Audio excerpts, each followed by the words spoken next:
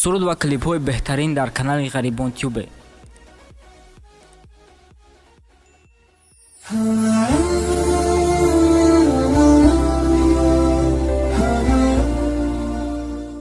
بسم الله الرحمن الرحیم.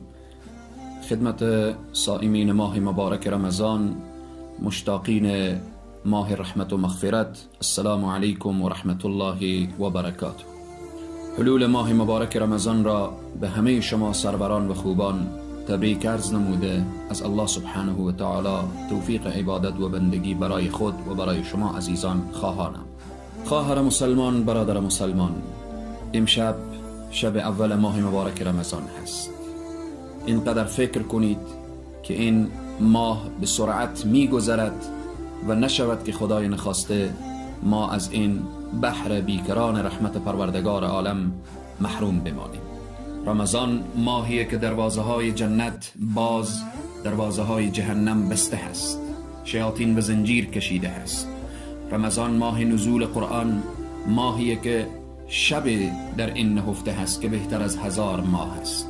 رمضان ماهیه که هر شب الله سبحانه و تعالی از آتش جهنم تعداد کثیری از بندگان خود را نجات می دهد.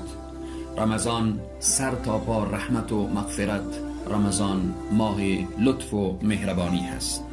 صائمین ماه رمضان به نزد الله چنان ارزش دارند که بوی دهن روزدار به پیشگاه خدا ارزش داره. در روز قیامت روزه رمضان شفیع میشه برای اونهایی که روزه میگیرن، اونهایی که روزه گرفتن.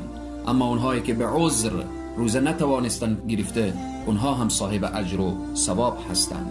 در روز قیامت گفته میشه کجا هستند صائمین ماه مبارک رمضان؟ از این دروازه‌ای که باب الریان هست داخل جنت شوند.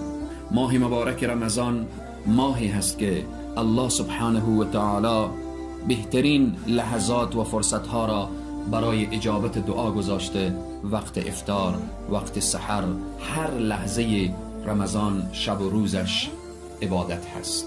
رسول الله میفرمایند کسی که روزه بگیره و کسی که نماز شب داشته باشه تمام گناهانش را الله میبخشه و الله سبحانه و تعالی او را وارد جنت میگردانه. پس خواهر مسلمان، برادر مسلمان، این فرصت عظیم و بزرگ و این فرصت طلایی را از دست نده.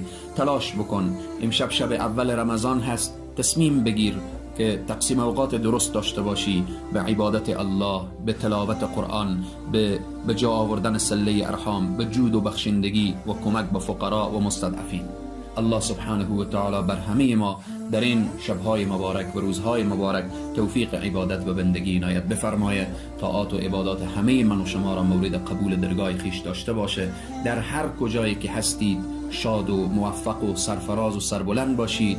به امید قبولی طاعات و عبادات از همه شما عزیزان تشکری میکنم، خصوصا از شنوندگان عزیز و گرامی رادیو صدای انصار. السلام علیکم و رحمت الله و برکاته.